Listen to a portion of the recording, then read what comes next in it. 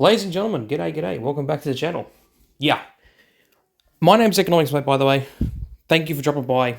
If you like what you see, why don't you subscribe if you're not a subscriber yet? I'm sure you guys have seen plenty of videos now talking about the tank commanders that are coming into Blitz when this Unreal update comes in, or the Reforged update. It's cool. It's cool. I like most of the things about this update. And I've said it before and I'll say it again. I like most of the things coming. I don't agree with a few things. Commanders I don't have an issue with. I kind of like the idea that we're getting tank commanders and stuff like that and giving crew skills and crew perks a human representation, I guess, in that aspect. It makes it more intriguing. It makes it more interesting. And definitely gives it a different stance. Now, I know people are saying, oh, it's going to be like war robots. It's going to ruin the game. It's going to be pay to win. The difference between Blitz and war robots is that war robots never caught on, and Blitz has been, basically a popular game still for the last nearly 11 years now. So I highly doubt Blitz is going to be going in the way of war robots because of tank commanders. Like I said, I don't mind tank commanders. I think they're cool. I think each one has their own awesome ability. What I don't agree with is their design. And, by the way, their crew voices, or rather the voices that they've used. Boy, oh boy, are some of them goofy. Like, oh my god, why? Wargaming, please, for the love of God, keep commanders. I want commanders in the game, but for the love of God, give us commanders that look like tank commanders.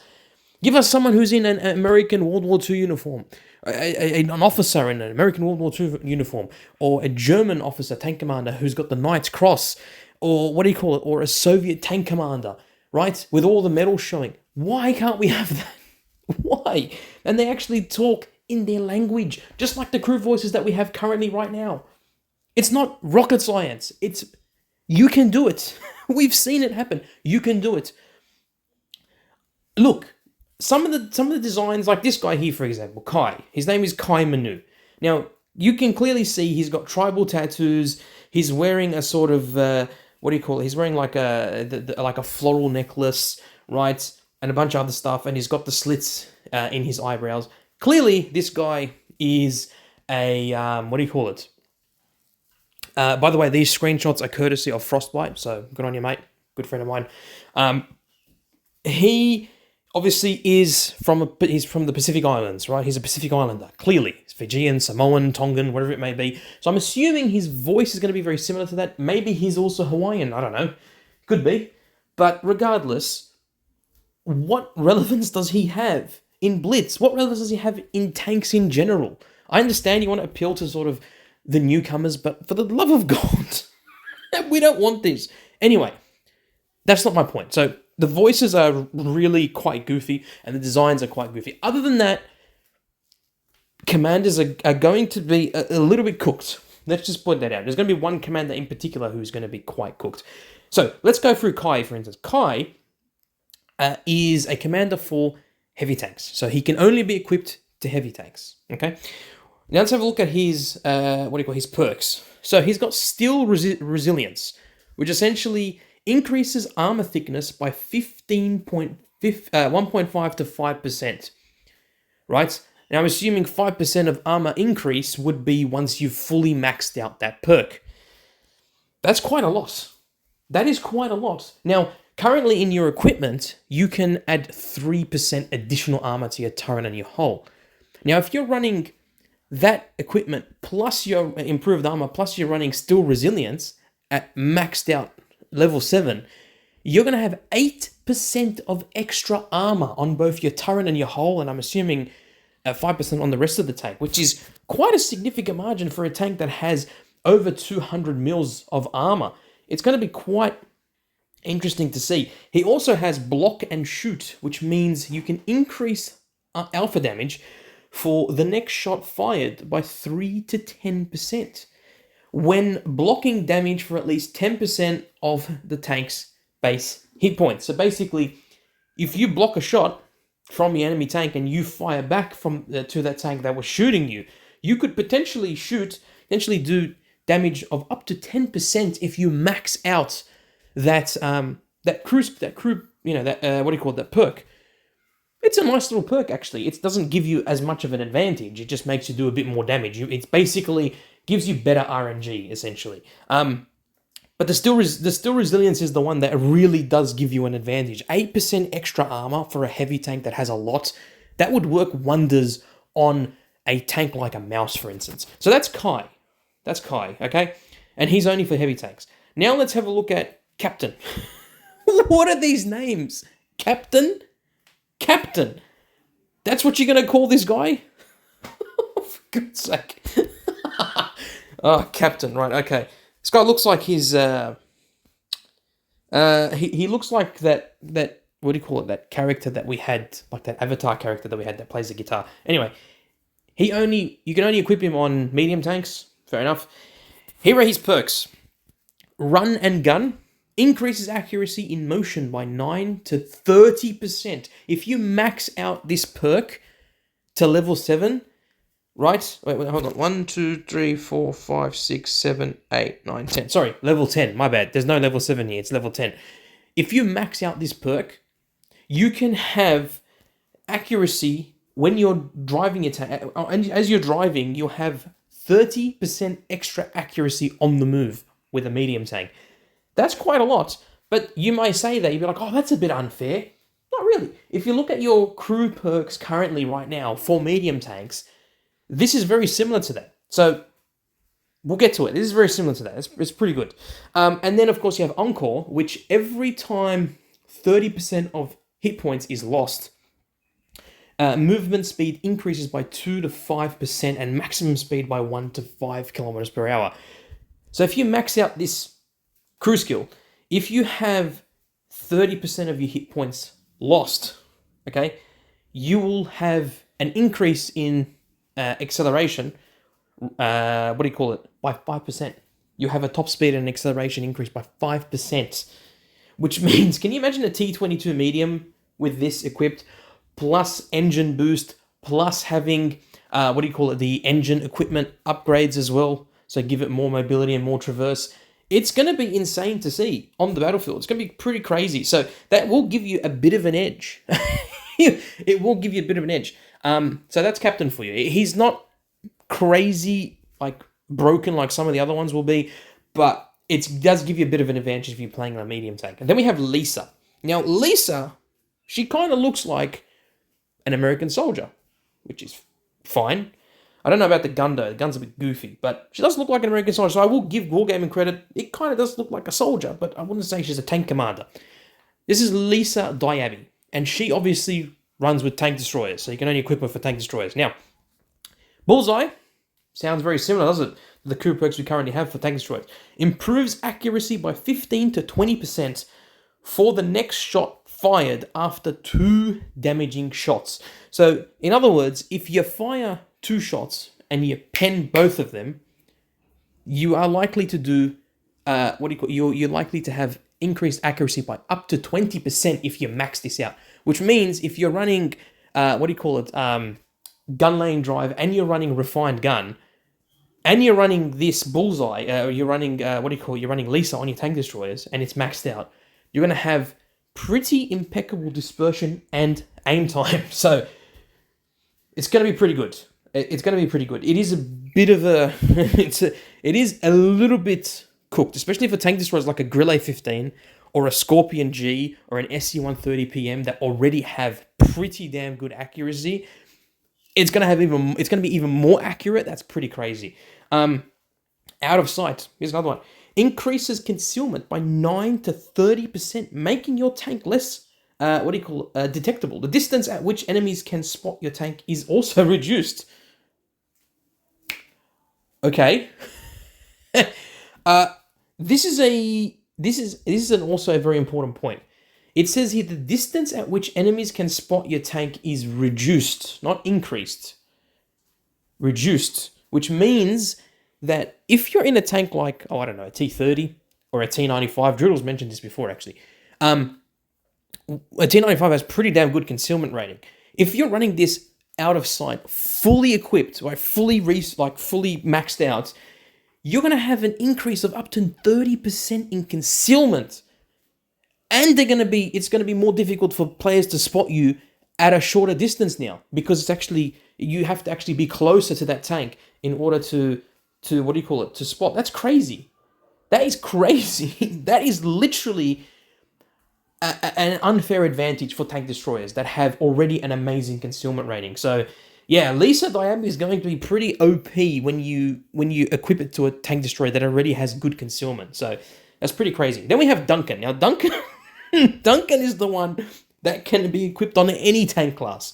Now Duncan, I mean, he looks cool, but it's not a tank. There's not a tank commander. Is what I'm trying to say. Anyway, and he's got a backstory to it. I just forgot. Every one of these commanders have backstories, by the way. Yeah, it's going to be interesting to read. Anyway, triple impact. Triple impact. This is very important, guys. This is people are losing their minds over Duncan. Triple impact. Every third shot which hits the target increases damage dealt by 20%. Did you hear what I just said?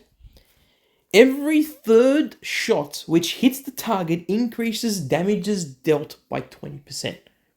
In other words, this is the perk that allows for a max roll.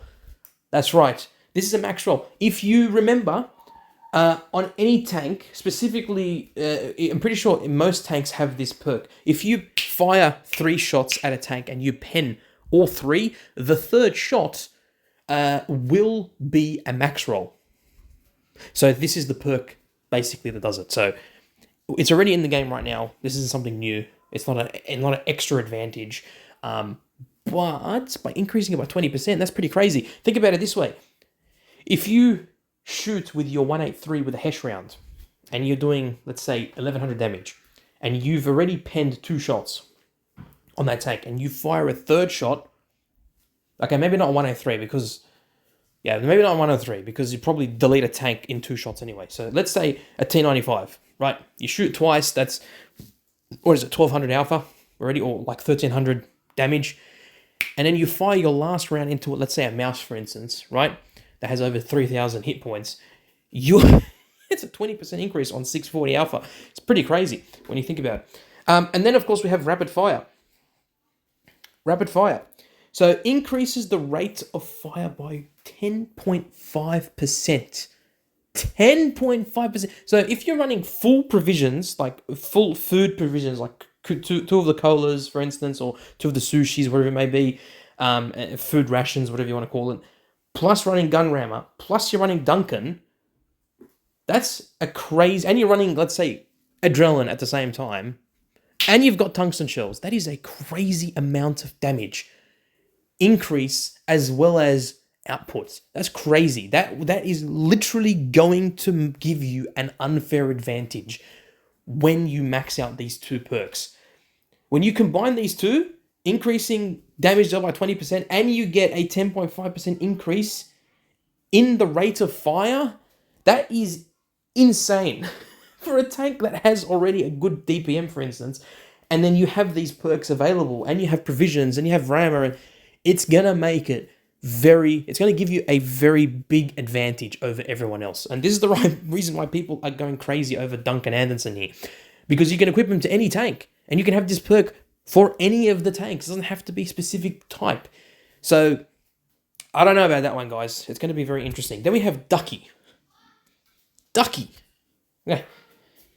Ducky, right. I don't know what to say. Ducky's got a very interesting design. I don't know how I feel about that.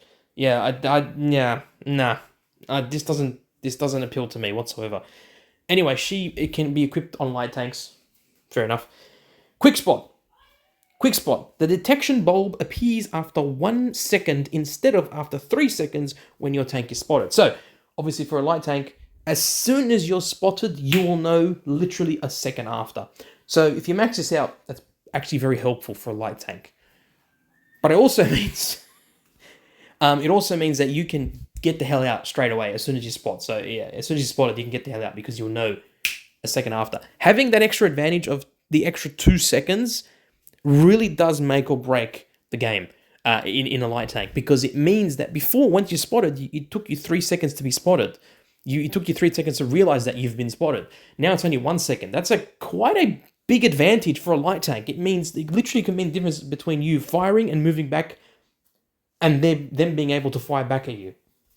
It's pretty crazy. Overload. Using any consumable increases firing rate and tank movement speed by 1.5 to 5% for 5 to 15 seconds. Overload. So you can use any consumable, right, that using any consumable increases fire rate. So if you use any consumable, let's say you've been tracked, you use the tracking consumable. For God's sake, why did I do that for? Stupid freaking thing. You use the tracking consumable, right? Because you've been tracked, you basically, what do you call it? You hit your repair kit, boom, you get out. Suddenly, you now have an increase in rate of fire and in tank movement by up to 5% if you max it out for 15 seconds. That's crazy. That is insane. That is crazy. That's a very interesting crew perk there. That is pretty wild. That's pretty wild. That is insane. I don't know what to say about that, to be honest with you. That is absolutely crazy for a light tank to have. That is going to give light tanks, especially light tanks that are very, very good light tanks, like a T100 LT, that's going to give it crazy advantages over other tanks.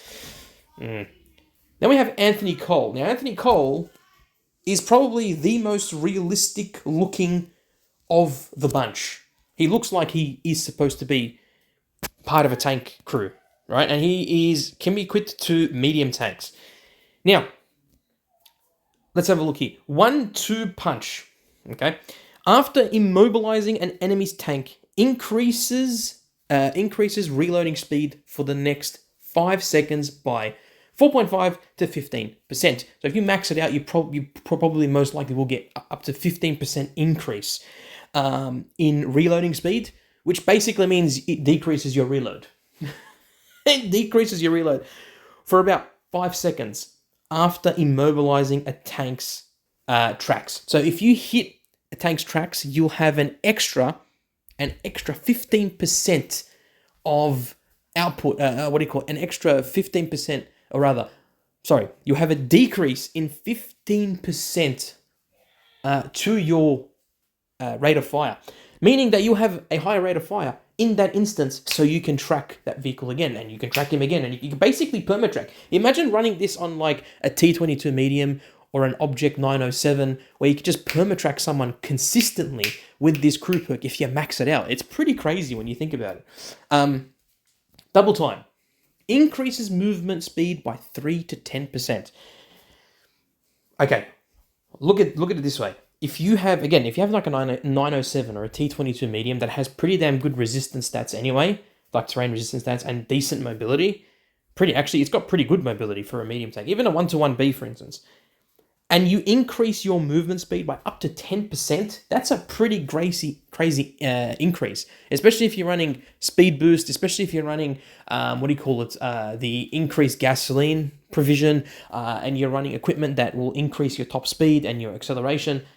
That can mean the difference between, staying in a sticky situation, getting out of a sticky situation, or flanking certain heavy tanks that have enough turret speed and and track traverse to actually get you. That's a pretty good advantage. Okay, so that was Anthony Cole.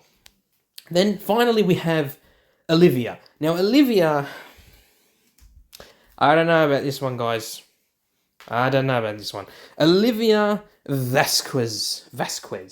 She can only be equipped to heavy tanks. And here is her 2 perks. Iron Will increases tanks' hit points by 6.5%. Did you hear what I just said? If you equip her to, if you equip her to a heavy tank, you could possibly get an increase. You can get an increase of up to 6.5% in armor, which is, not armor, sorry, in hit points.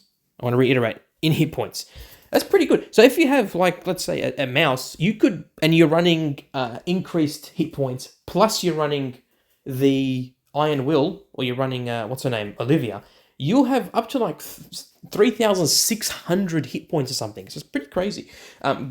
Basically means that you can survive an extra 2 shots than you used to. So it's pretty good. Guerrilla Tactics is another one. All allies, including, I'm going to zoom it in a bit more, including player, within a 50-meter radius of player's tank, receives 4% higher accuracy and movement speed. So, if you were quick Olivia, all the allies around you, including yourself, within a 50-meter radius, basically will receive an extra bit of accuracy, so 4%, which is pretty nice, and will have 4% increased movement speed. So in other words, if you equip Olivia, she's basically going to give the ability to tanks around you and have them get a 4% increase in mobility and accuracy. That's teamwork. That's teamwork right there.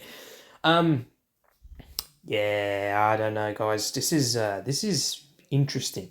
This is very, very interesting. I'm gonna show you a video from Guides Blitz. These are the screenshots that we have of all the commanders so far. Okay, I'm gonna show you a quick sort of preview of what you can expect from the tank commander voices. Okay, from Guides Blitz. So credit goes to him. Have a listen before we end this video. Have a listen to this. In a second. So notice the intricate reload of my tank. 2.5 instead of 2.7.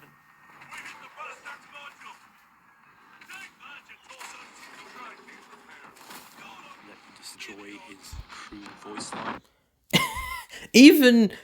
Even Guides Blitz, Mr. TK, even he said he doesn't enjoy the voice of Duncan. Okay, and then we have Olivia as well and a few of the other ones. As I said this at the beginning, I'm going to say it again. I don't like the crew voices. Why? Or rather, the commander's voice. Why? Just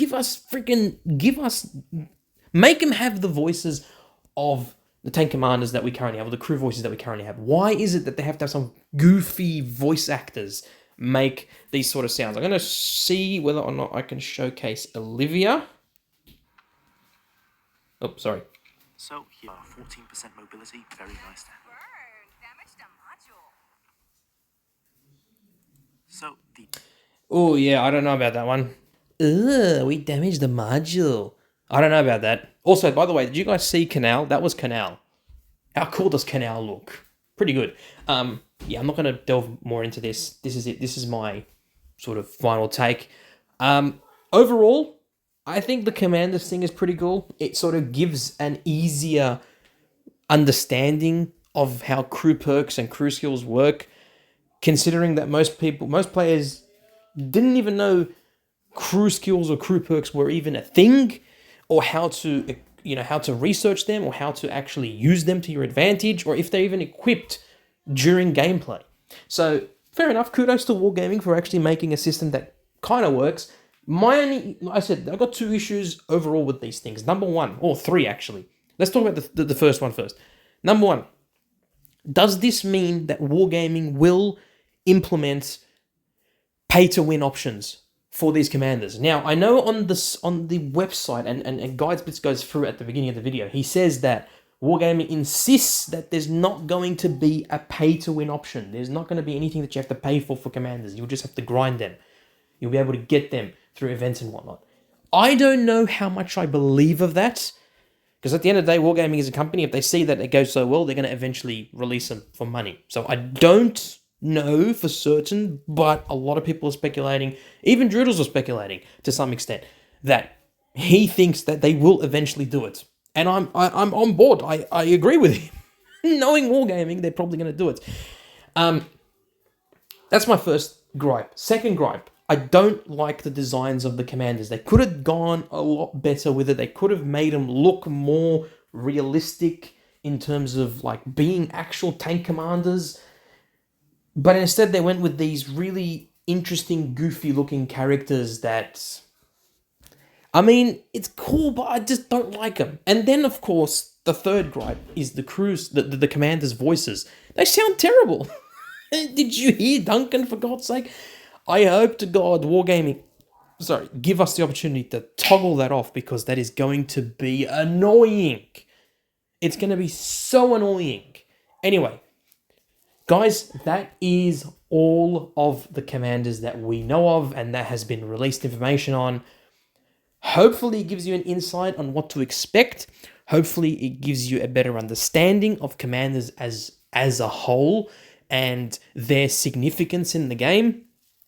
And yeah, basically what we can do with these commanders and how they can give you extra benefits, I guess, and advantages. I know Wargaming, the whole premise of commanders is to basically limit the amount of quote-unquote advantages that veteran players have over new players, but for God's sake, seeing some of these commanders, like Duncan, for instance, veteran players are going to have even more of an advantage now over newer players. So I don't understand their logic. Anyway, it is what it is. Guys, I love you all. Take care.